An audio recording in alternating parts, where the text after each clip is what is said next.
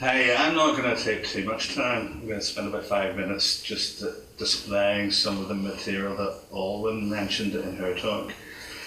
This is from a Lorne workhouse volume, and it's very typical of what you will find in the minute books and registers. You have a table. You find this across the board, and it has detail which is particularly useful. It gives the aged and the infirm adults, and it breaks it down by female and by male, boys and by girls, children under 2, and how many were born by male and female as well. Let's see if I can scroll this. And then that's it. That's what, an image of the whole page itself.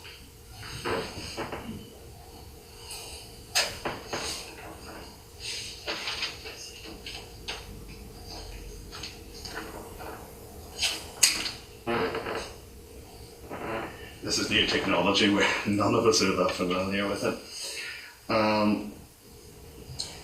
This is interesting again. You probably can't read this, but the top of the page reads as follows: moved by E.M.G. Casement, Esquire, and seconded by Arthur Chichester, that the master be instructed to purchase 2 ton of oakum and set all idle hands in the house to take it. I almost stole my thunder on the oakum earlier. That's how it looks. Steve, can I interrupt and say it's also interesting because that highlights the landed Chichester in case both landed members of the Board of Guardians. Yeah, Chichester, for those who don't know, pretty much built Belfast.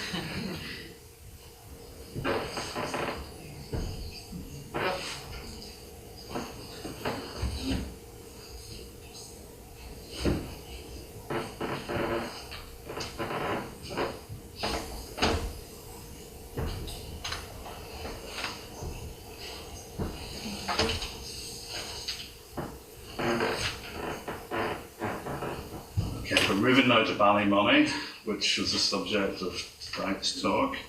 Similar to the Larne Workhouse, Ballymoney was able to accommodate 755 inmates, and this page actually shows, I'm not sure if you can see it, the actual total accommodated was 147.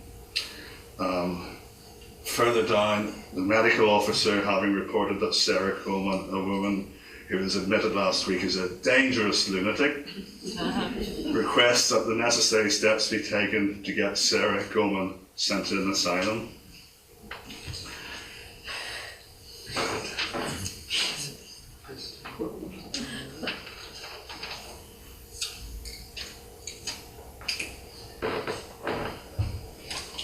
Okay, this is further in the text.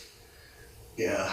This is as big as we can make it, but it reads: Red letter from Dr. Trail, Dublin, dated 2nd December 1879, inquiring whether the Guardians have made any special report to the local government board as to the probable amount of distress among the labouring classes during the winter, and stating that foreseeing the possibility of works being required during the winter, efforts have been made to get the necessary parliamentary requirements complied with for bringing in a bill for a narrow gauge railway from Dervock to Bushmills, with tramway from Bushmills to Portrush, and that if supported by the board, he will apply to the government at once to facilitate the passing of the bill.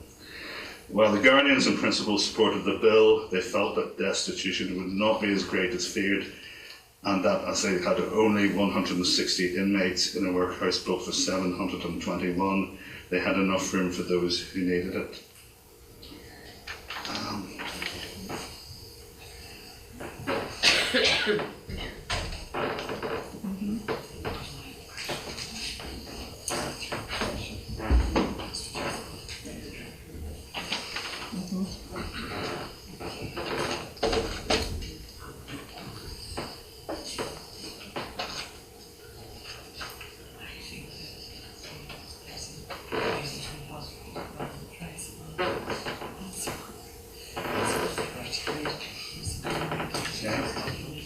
Actually, I think I have actually read the wrong volume.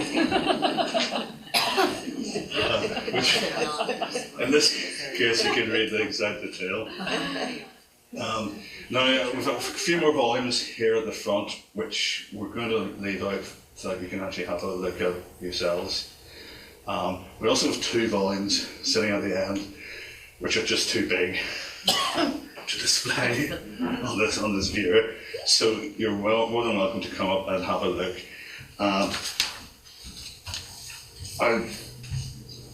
The register on the left is interesting because on the page displayed we have an inmate number 340, Catherine Henery, age 35, widow, mendicant, beggar.